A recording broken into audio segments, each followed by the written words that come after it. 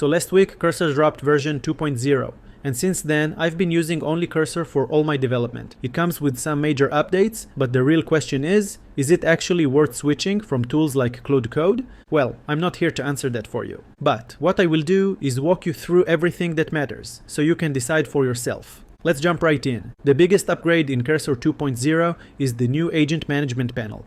From here, you can trigger background agents, either on your local machine or in the cloud. You can even run the same task across multiple models and instantly compare their results. Sounds powerful, right? Well, here's the catch. Running the same prompt with multiple models can burn through your usage fast, and you might hit your limits before you even notice. And it's not just me saying this. Check out this Reddit thread. One developer asked, what are the real use cases for running multiple agents in parallel while building a project? The top comment summed it up perfectly. Huge waste of tokens. And that's just the tip of the iceberg. During my tests, I tried running multiple agents with different tasks, and sure, they all completed successfully. But now I'm left with several branches full of overlapping changes that I have to manually manage and compare. Don't get me wrong, being able to compare heavy tasks with multiple models is great, but it's something you should use intentionally, not as part of your everyday workflow. When I ran 3 models at once, I hit a kind of analysis paralysis, spending way too much time deciding which output to keep. Looking back, sticking with one model and refining its output would have saved me a ton of time. That said, it's not all negative. I actually love the new UI,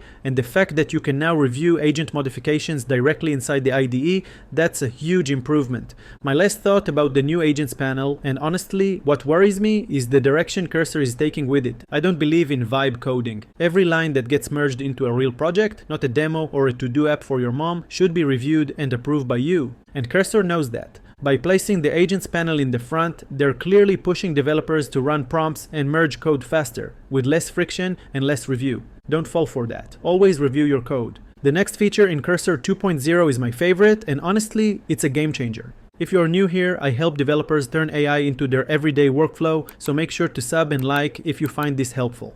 Cursor added a built-in browser tool inside the IDE. It lets you inspect UI components, monitor network requests, and check the console, all without switching context. The demand for a browsing MCP has been huge, and this feature basically solves what dozens of separate MCPs were trying to do. I've been using it non-stop. It honestly feels like magic to debug and test without jumping between windows. And in my next video, I'll show you exactly how to get the most out of the Cursor browser tool. It's way more powerful than you think, so make sure to subscribe to get notified. The last thing I want to talk about isn't exactly a feature, it's a new direction for Cursor. They've released their own model called Composer.